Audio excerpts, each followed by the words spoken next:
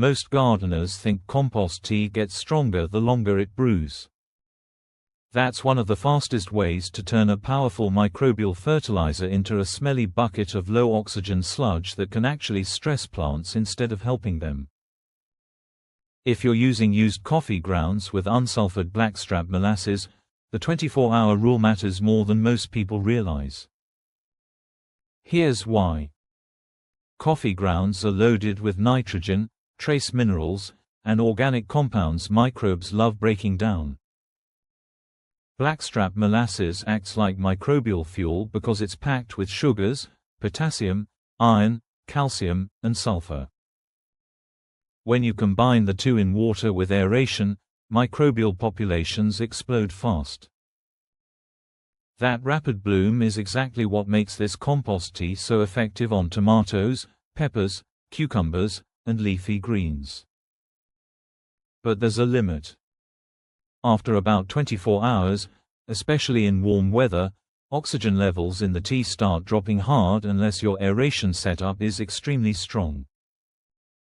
Once oxygen crashes, beneficial aerobic microbes decline and anaerobic organisms start taking over.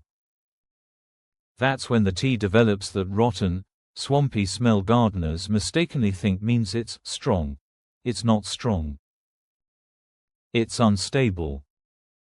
In healthy compost tea, the smell should stay earthy, slightly sweet, and rich like fresh soil after rain. The moment it smells sour, rotten, or sulfur-heavy, you've gone too far.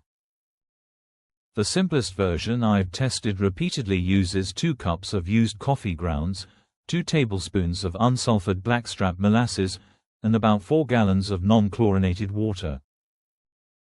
I run an air stone in the bucket continuously for roughly 18 to 24 hours. In warm temperatures above 75 degrees Fahrenheit, I usually stay closer to 18 hours because microbial activity accelerates fast in heat. The difference on plants can show up within days. Tomatoes usually deepen in color first. Leaves become darker green without the overly soft growth that comes from synthetic nitrogen overload. Peppers respond with stronger branching and thicker stems. In raised beds with tired soil, the biggest change is often biological activity underground. Worm movement increases, soil texture loosens, and plants recover faster after heat stress. A mistake a lot of gardeners make is treating compost tea like fertilizer instead of microbial inoculation. The nutrients in the tea matter, but the real value comes from introducing active biology into the soil. You are feeding the microbial network around the roots, not just dumping nutrients onto plants. That's also why drenching soil works better than spraying leaves most of the time. Foliar feeding has its place, but coffee ground compost tea performs best when it reaches the root zone where microbes can establish themselves. Another important point is moderation. More molasses does not make better tea. Too much sugar can create microbial imbalances and oxygen depletion much faster.